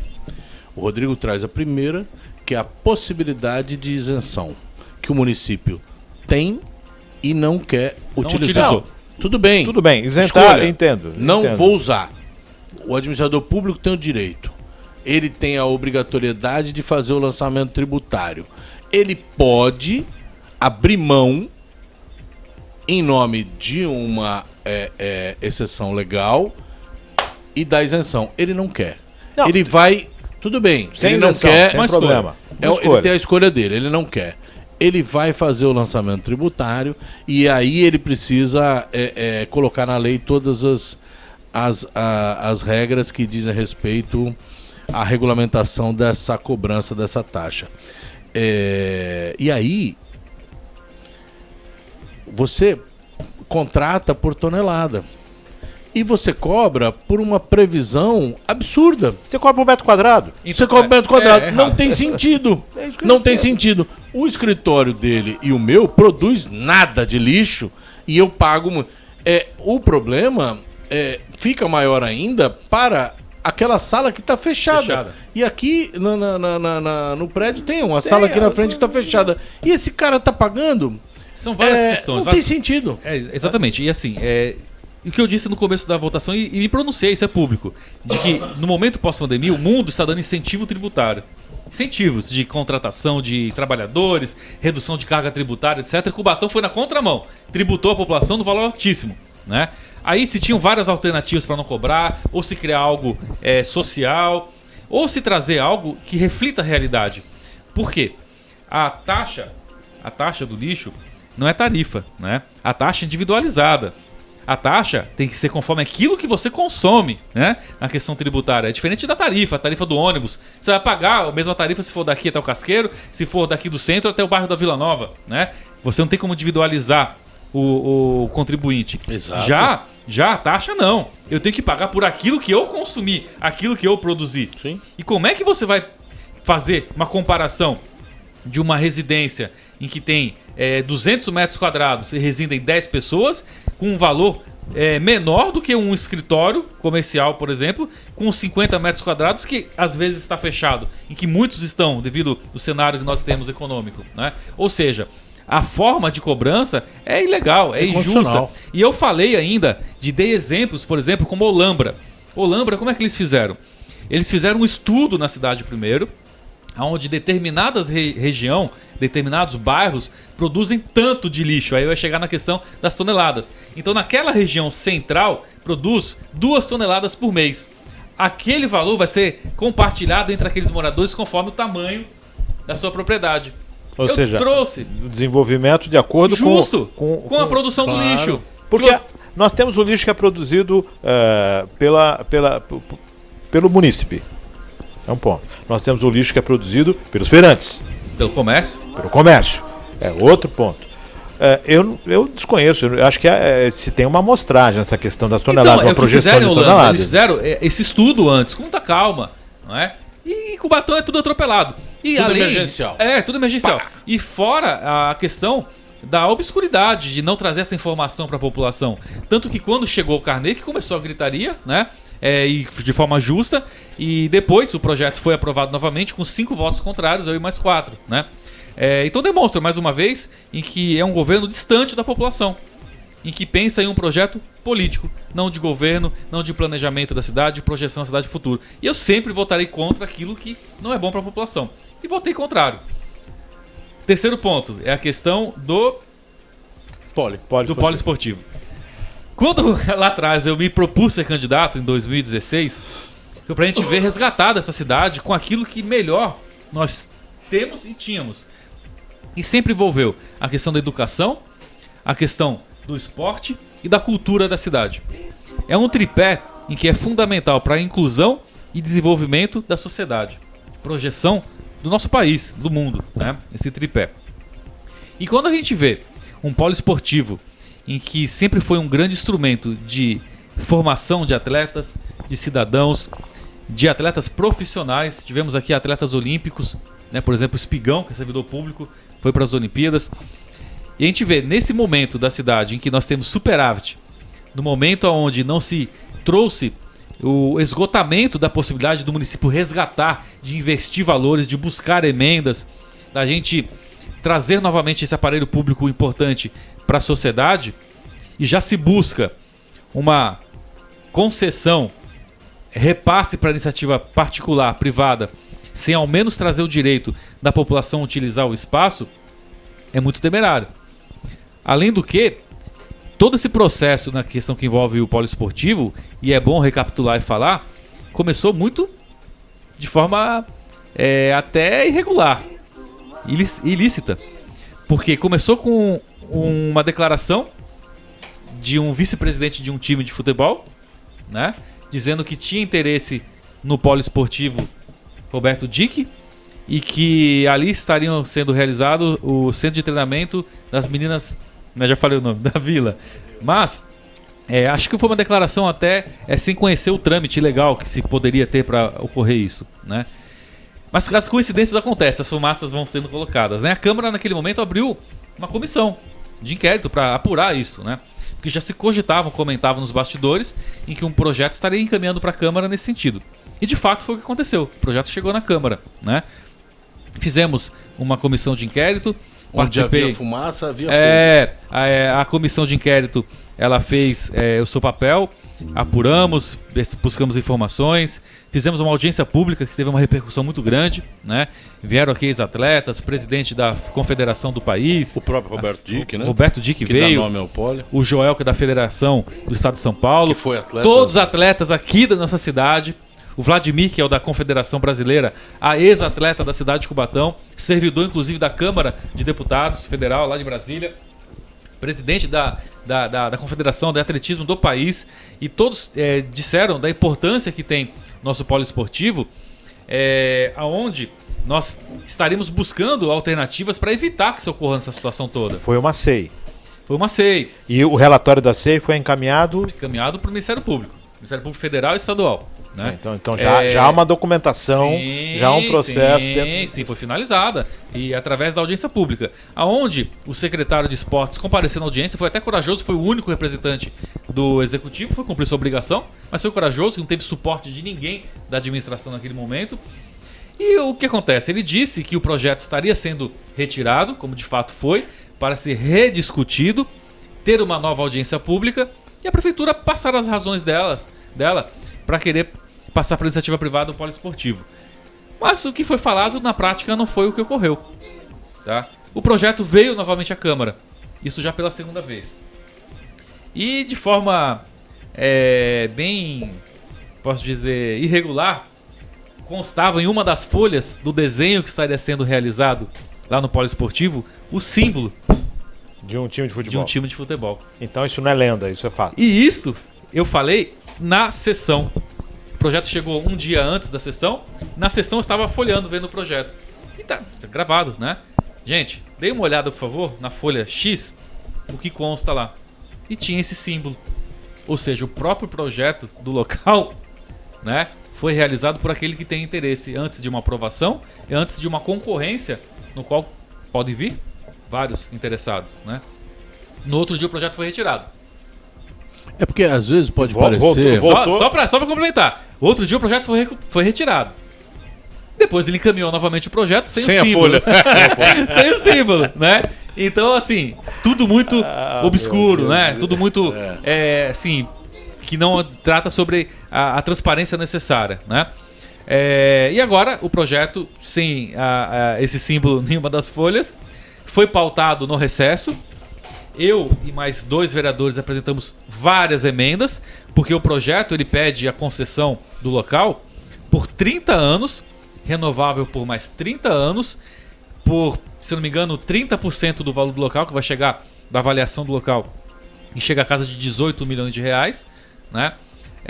Ou seja, um valor ínfimo, um valor baixo, em razão do que nós temos de receita na cidade, né? Então, fiz emendas para tratar que fossem concessão de 5 anos, em que a pista de atletismo fosse reformada e permitida a toda a população, os atletas, a utilizarem. Porque pelo projeto originário não tem essa permissão. No projeto, acho que a intenção inicial nos bastidores é que não ia mais existir pista de atletismo. Vai destruir tudo. Então eu fiz para garantir essas emendas que se tenham a nossa pista de atletismo, só tem 10, se não me engano, no estado de São Paulo, e está entre as 5 melhores do país. As emendas já foram apreciadas? As emendas, elas foram apresentadas, o projeto retirou da pauta. Aí semana passada, na primeira sessão ordinária após recesso, o projeto foi para a pauta novamente e nós conseguimos uma obstrução da sessão, porque a oposição era a maioria no plenário. Nós pedimos obstrução, sessão cancelada. E entrou na pauta de amanhã novamente esse projeto, né? Agora, normalmente as emendas que nós temos apresentadas estão sendo rejeitadas, né? E se estão pautando, certamente porque tem os números suficientes de votos para aprovação. E eu fico muito triste, porque como eu disse no início, o que gostaria é de que resgatasse nosso polo esportivo, como outros próprios municipais do esporte, de lazer, de cultura da cidade, que são o nosso orgulho de ser cubatense, é que nós temos de melhor. E estão sendo deixados de lado, sem ao menos tentar resgatar. Não é que eu sou contra passar por iniciativa privada dentro dos trâmites legais, mas antes nós temos que esgotar as possibilidades de bem administrar, de bem gerir o local. E eu vejo que temos possibilidade. Temos a questão financeira, nós temos uma folha de pagamento de servidores públicos na casa de 24%, e falo nisso porque não tem servidor para resgate, para voltar às escolinhas, etc. na cidade. Vamos fazer um concurso público. Temos condições. 24%? 24%, doutor. Na última prestação de contas da Câmara. A Câmara respondia... A realidade da cidade é esta, que dá para resgatar. Não passar para iniciativa privada sem antes tentar a gente trazer o que tinha de melhor para nossa cidade. 11h14, nós estamos já estourando no horário, mas eu vou fazer um questionamento ao vereador. A Câmara aprovou um projeto de aceleração da educação. Avança Escola. Isso foi aprovado em 2022. Né? É um projeto em que tenta suprir o estrago feito pela pandemia. As crianças no remoto, toda uma dificuldade. E qual é a realidade da cidade hoje? Escolas que não foram reformadas, que estão sendo reformadas, dias letivos que estão sendo suprimidos. Nós estamos hoje, quarta-feira não se tem aula, quinta-feira não se tem aula, sexta-feira não se tem aula. Dentro desse projeto Avança Escola, o que nós estamos observando são crianças cuja demanda, né, que já é conhecida, de necessidades especiais, de cuidadores, que não são atendidas. Vagas em creches que não são alcançadas.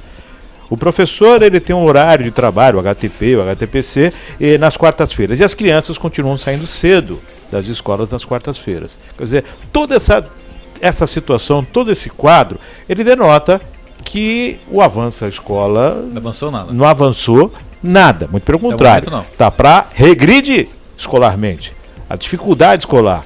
Eu costumo dizer, eu sou adepto à tecnologia, eu sou adepto à informática, sou um fã de informática, sou um fã de tecnologia, lojas digitais é o sonho, né? Essa interatividade, só que não é só a lousa, tem toda uma produção, tem toda uma questão, escola de período integral, isso tudo é maravilhoso.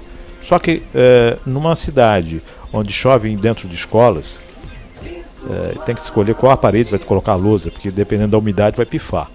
E você tem lousa, você tem ar-condicionado, você tem condição técnica, você tem equipamento, quer dizer, vereador, avança a escola onde? Perfeito. É lamentável, falta de planejamento total e de prioridades, né, nos devidos locais,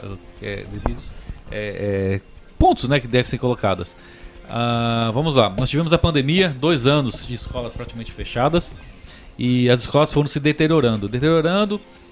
Entendo, naquele momento também teve um direcionamento de recursos públicos para a área da saúde, etc. Mas o básico não poderia ter sido deixado de lado.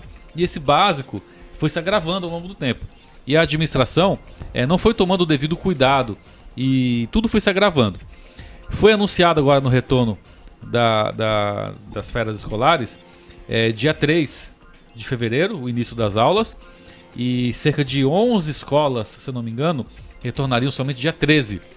E eu busquei, desde a época lá das férias escolares, fazer essas visitas, né, para saber se estavam fazendo as adaptações necessárias para quando iniciar as aulas, né, estarem tudo de forma correta, para estar ali iniciando as aulas, né, com os professores, para nossos alunos, etc. E de fato não foi o que aconteceu. Tiveram obras que começaram faltando uma semana para iniciar as aulas. Isso refletiu de inúmeras escolas em que não começaram as aulas e outras que começaram com obras dentro, né?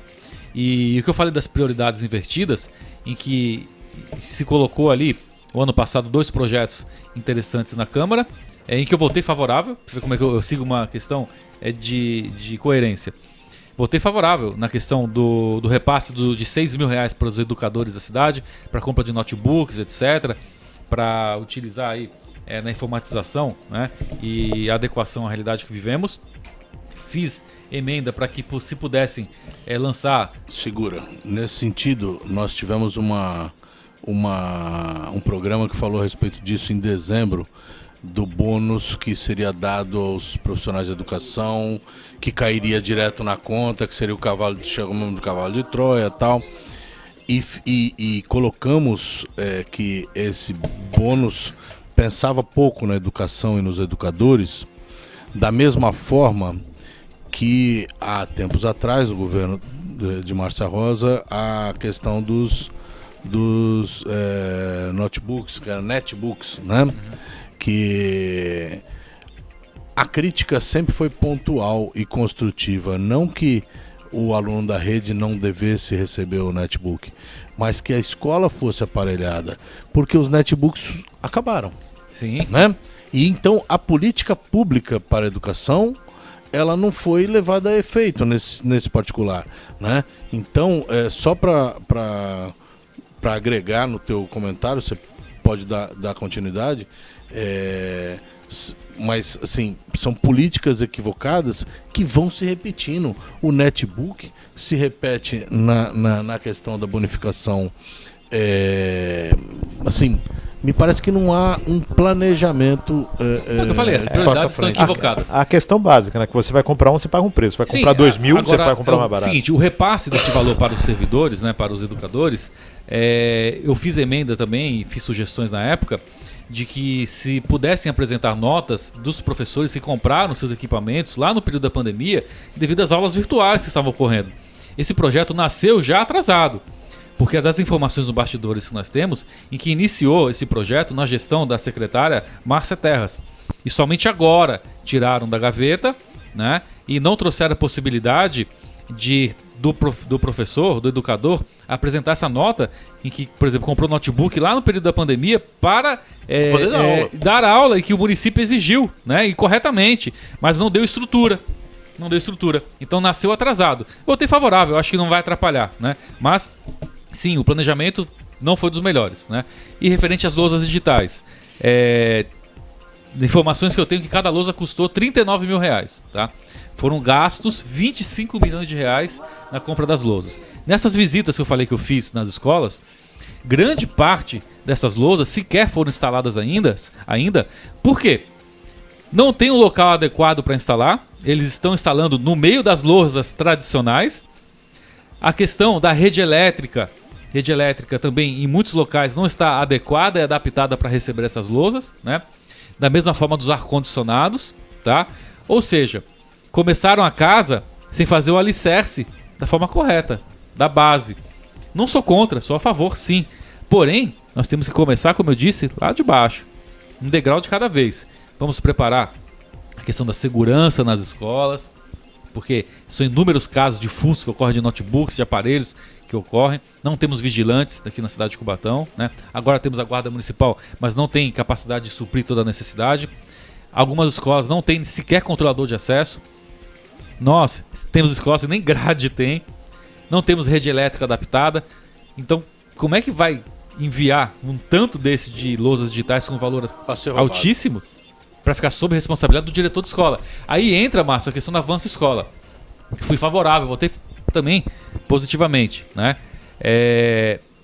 Só que foi aprovado no passado e grande parte das escolas não receberam esses valores ainda. Se eu não me engano, eu não lembro se é R$140 por aluno que vai receber. Eu não me recordo o valor exato agora, né? Em cada escola recebe. Mas eu falei da minha preocupação de transferir responsabilidade, de que esses problemas pontuais em que a população aponta e nós apontamos, a administração vai falar: olha, agora você vai cobrar do diretor da escola porque a gente repassou o valor para ele. E problemas em que não são pequenos, problemas estruturais que ocorrem nas escolas. Você esteve na UMI Mato Grosso. Você viu a dificuldade que é, inclusive de trocar um poste. Exatamente. Então são problemas estruturais em que o município tem que assumir essa responsabilidade de não transferir. É importante que se repasse, sim, mas o momento qual que é? É de o município agir e tomar essas providências e complementar com esses valores para as escolas. Na minha opinião, sim. Agora, temos que ver na prática como vai ocorrer, de transferência de responsabilidades, né? Com valores em que não vão ser necessários para suprir toda a demanda, e pode ser que não resolva o problema. parâmetros aqui, essa questão da na mesma questão que paralelo com as emendas impositivas. As emendas impositivas ela vem de percentual do 1,2. 1,2. E de repente criou-se uma ideia de que a emenda estava salvando o município. A mesma coisa dessa questão que vai para a PM. Cria-se uma ideia de que a PM vai conseguir. Cria-se uma ideia que a PM vai conseguir um valor tamanho que vai solucionar a questão da escola. E, na verdade, isso não chega sequer a atingir o necessário. É o complemento, é um plus. A responsabilidade direta tem que continuar sendo do município. É por isso que lá no começo eu fiz a sugestão, no primeiro mandato fiz novamente e comentei quase agora, do Departamento de Manutenção Escolar ligado à SEDUC, para que esses pequenos reparos nas escolas sejam efetuados de forma mais rápida, que tenha uma proximidade com o gestor da escola. Porque hoje como é que funciona? O gestor aponta um problema, faz um ofício, encaminha para a educação. A educação, por sua vez, dependendo do tamanho do problema, vai encaminhar ou para obras ou para manutenção. Aí chega lá, aquela burocracia, demora, com tantos outros problemas que ocorrem na cidade, e acaba agravando o problema e trazendo um problema mais grave lá no futuro, né? Agravando. Então tudo isso, com o departamento ligado à SEDUC, com o orçamento da SEDUC, nós teríamos mais eficiência na resolução dos problemas. Aí sim seria o ponto da gente avançar na questão da manutenção das escolas, não repassar essa responsabilidade para o diretor, para o gestor. Eu vou voltar em 2005, quando a Secretaria de Saúde, na época a gestão do Paiva Magalhães, que ele foi secretário, ele criou toda uma estrutura dentro da Secretaria de Saúde que sanou os problemas da saúde. Compra de medicamento, agilidade, todo um dispêndio necessário para a saúde. E a educação teria que ser o mesmo. Não é reinventar a roda, a gente buscar esses modelos que dão certo e fazer aqui em Cubatão. Quando eu representei, foi o primeiro trabalho que eu representei nesse mandato. Eu me lembro que logo depois o prefeito de São Vicente criou lá e está funcionando. Informações que eu tenho. Dá agilidade a pasta para fazer, para atender. Proximidade, agilidade. É a mesma situação da prefeitura, da regional, é um departamento específico com a maior fatia do orçamento municipal que vai estar próximo ali da escola. E se tem um avanço escola para esses problemas pontuais de uma torneirinha, de um vaso, de uma calha entupida, mas não dá para transferir toda essa responsabilidade. Repito, votei favorável, mas eu fico preocupado, porque sequer na prática foi colocado ainda. Foi votado ano passado e vários gestores estão aí, ainda dependendo que repassem um valor e da prefeitura efetuar o serviço para retomar as aulas, que muitas escolas não retomaram. E o reflexo disso, o que é? São as famílias, né? Mães que dependem do trabalho, estrutura tudo. Transtorno total. Total. 11 horas mais 26 minutos, explodimos no horário. O programa de hoje explodiu nessa quarta-feira de cinzas, chegando ao final de muito mais coisas para comentarmos aqui com o vereador Rodrigo, mas infelizmente, até vou pedir a gentileza, né, para as pessoas que postaram algumas coisas no Facebook, o Rodrigo, a gente vai entrar aqui, vai entrar lá e dar uma olhadinha, o vereador está livre também, André, para entrar e responder os questionamentos lá no Facebook. Como nós estamos iniciando a questão das redes sociais, até pela interatividade, né, para ter uma condição dessa interatividade. 11h26, Rodrigo, um prazer ter aqui nesse bate-papo. Que legal, muito obrigado pelo convite, doutor André, meu irmão, meu amigo, Márcio também, amigo de longa data, a sua filha também, que está aqui junto na produção, no trabalho aqui da Rádio Virtual, e estou sempre à disposição, é uma satisfação, um prazer estar dialogando, conversando, discutindo os problemas da nossa cidade, e que a gente possa sempre contribuir um pouco, né, para a melhoria da vida das pessoas. E sempre falo também da necessidade da participação da população no mandato, de cobrar, de acompanhar uma sessão da Câmara, de apresentar suas reivindicações, suas críticas, porque a gente vai começar a reconstruir a cidade quando nós começarmos a ter uma atitude proativa, não só na época da eleição de escolher seus representantes, mas na participação do mandato. Então eu fico muito satisfeito quando a população vem e apresenta seus problemas, pede soluções, e que a gente possa dessa forma reconstruir nosso país. Por onde vivemos são as cidades. Aqui que a gente sente a segurança ou a falta, a questão da educação, da saúde, etc. É uma discussão ampla, mas que começa nas cidades. Nas cidades, é o que é fundamental. E com atitudes proativas. Posso ir mais além? Por favor. Começa na família, começa em casa. Dentro de casa. Dentro de casa. Então vamos começar a respeitar as famílias. Aí eu tenho um ditado que eu sempre falo que eu aprendi dentro de casa. Se você quiser mudar o mundo, começa quando você acordar, arruma sua cama. Arruma sua cama, ou seja, não deixa para os outros fazer aquilo que você pode fazer. Isso aí. Aí, ó, bom exemplo, excelente exemplo. Começar dentro de casa, é isso mesmo. Respeito com as famílias, respeito com o lar do cubatense. Muito obrigado. André Louro. Márcio Chaves, inicialmente, lhe dá aquela bronca de estilo e de sempre, né? Você me cortou lá no início e eu não dei o meu bom dia para as minhas princesas. Claro, não. Aceita, fica quieto, porque aí tu ajuda a minha vida e a sua. Então, mandar um beijo para as minhas princesas, né? Para Fabiana, para Helena. A minha esposa, ela é prima do Rodrigo, né? E Fabiana, você conheceu muito bem o pai dela, né? O Pedrinho. Grande Pedro, companheiro de rádio. Uma figura fantástica, um cara maravilhoso. Mas Fabiana é filha de pais separados, né? E essa figura paterna realmente próxima com quem ela contou a vida inteira foi o alemão. Foi o meu amigo Alemão Pai. Alemão Pai, que eu não conheci. Fabiana, a gente é do mesmo bairro, né? Assim, da minha infância, né? No Casqueiro. Temos os mesmos amigos, né? O prédio onde a mãe dela mora até hoje é em frente à casa do Landualdo, né? De Oliveira Cagé, o maior amigo da vida do meu pai, né? E de Dona Fátima, né? Mas não nos conhecíamos. E olha, o alemão foi um grande amigo que eu tive na política. A minha posse na presidência da ordem eu fiz na Câmara porque o alemão me pediu para fazer na Câmara. Diferente, eu não precisei requisitar a Câmara, isso teria sido cedida, mas ele me pediu para fazer lá, né? Ele preparou o gabinete, eu nem conhecia a Fabiana nessa época. Eu recordo dessa data, foi ofertado, né? Ele me convidou, preparou o gabinete da presidência para que eu recebesse minha família, os amigos mais próximos, a prefeita municipal, a prefeita do Guarujá, que esteve presente.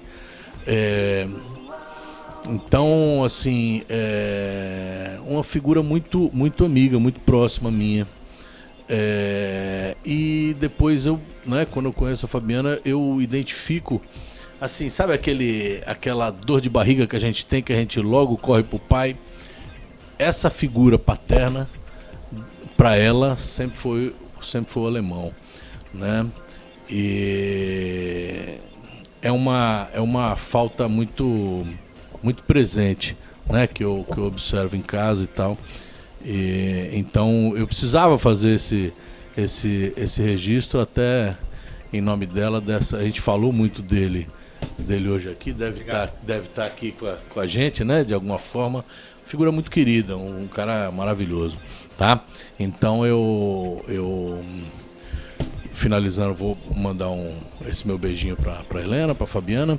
E a gente falou muito aqui da educação. Eu tenho levado minha filha à escola, Márcio, e vai aqui uma bronca aos pais que me traz essa bronca. A fala do Rodrigo. Primeira coisa é arrumar a cama.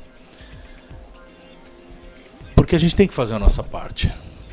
Não dá pra gente mandar o filho pra escola, Márcio Chaves, esperando que a escola o eduque. Eu levo a Helena pra escola porque eu preciso trabalhar, a Fabiana também. E eu espero que a escola eduque minha filha. Mas eu tenho que fazer a minha parte. E eu chego na frente da escola com a minha filha no colo e eu tenho que andar pela rua porque as pessoas não abrem espaço na calçada para eu passar com a bebê de 1 ano. Você me conhece, muitas vezes eu abro esse caminho, né? Eu não vou pisar na rua e eu peço educadamente que as pessoas saiam da minha frente, porque eu acho uma falta de educação muito grande. Fila dupla, não dá para a escola chamar a companhia de engenharia de tráfego para ensinar noções básicas de trânsito, de convívio em sociedade para as crianças, e o pai parar em fila dupla e descer com camisa de lutador, tipo, mexam comigo, ou o outro descer com a credencial do Poder Judiciário, e a carteirada sabe quem eu sou, sabe com quem você está falando. Quer dizer, não dá para a escola educar essa criança. Porque a professora nunca vai conseguir. Porque a criança vai olhar para você, não sabe quem é meu pai. Então, nós precisamos educar esses pais, não é possível, né? Nós precisamos fazer a nossa parte definitivamente. Bom, do que você está falando aí, então eu estou observando que tem uma geração aí que pegou o caminho errado. A minha geração é que na verdade eu sou um pai velho, né? E essas pessoas são mais novas do que eu, mas elas são muito mal educadas, sabe? Eu vou normalmente a pé levar minha filha. Eu moro próximo à escola. Quem mora mais longe vai de carro, e às vezes eu vou de carro porque está chovendo. Mas se eu estou acompanhado da minha esposa, eu deixo ela na frente da escola, sem parar em fila dupla, dou a volta no quarteirão. Às vezes eu dou 2 voltas no quarteirão e às vezes eu dou 3 voltas no quarteirão. Mas eu não paro na frente da garagem de ninguém. Mas eu não paro em fila dupla. Entendeu? Essa é uma então, questão... eu acho que o trabalho da escola está sendo embargado pelos pais. Está sendo inviabilizado pelos pais. Essa criança jamais conseguirá ser educada pela escola, que está fazendo um trabalho belíssimo muitas vezes. A minha filha tem professor de educação física e gabaritado, né? Tio Davi. A minha filha tem professor de música com 1 ano de idade. Eles estão sendo bem educados, bem acompanhados, mas não adianta nada tudo isso se eu sou um animal que paro em fila dupla. Que dou carteirada, do sabe com quem você está falando, tá entendendo? Então, não quero criar clima de braveza, mas ao contrário, é de reflexão. Nós precisamos fazer o nosso trabalho, gente. Mas são pessoas que observam a individualidade, acham que o mundo foi feito só para ele. Não existe e o filho garagem, vai pensar igual, vai traduzir isso, vai recepcionar. Quer dizer, como é que você vai melhorar a geração se você está trazendo o pior dela para você? Fica difícil, né? O exemplo é dentro de casa.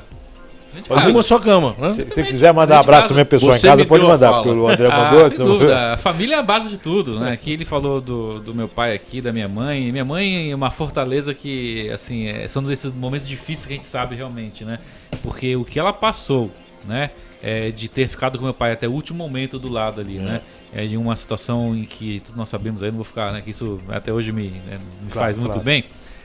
Mas o que minha mãe enfrentou e está do nosso lado ali, ela que nos deu força para continuar, tá? Inclusive o nosso projeto político é incrível, é coisa de Deus mesmo. Eu acredito que Deus tem todo um planejamento, a gente não consegue entender neste momento e nós temos que ter fé para continuar, para seguir, para que esses bons exemplos e tudo isso que nós tivemos a oportunidade de viver dessas pessoas espetaculares que comentamos aqui, possamos honrar no dia a dia.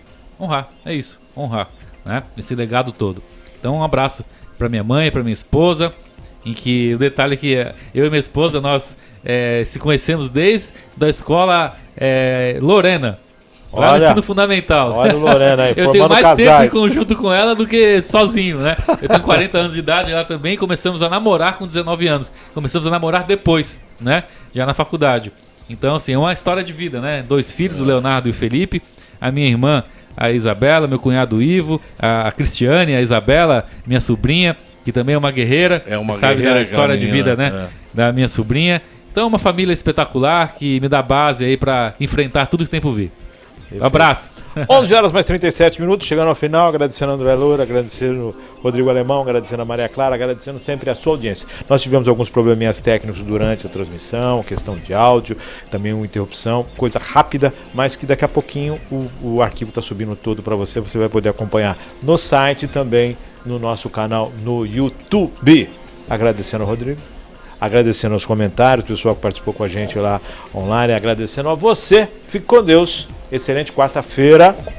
Amanhã, quinta-feira, com mais um Virtual News a partir das 9h30 da manhã. Fique com Deus e até lá, se Deus quiser. Valeu. Bola.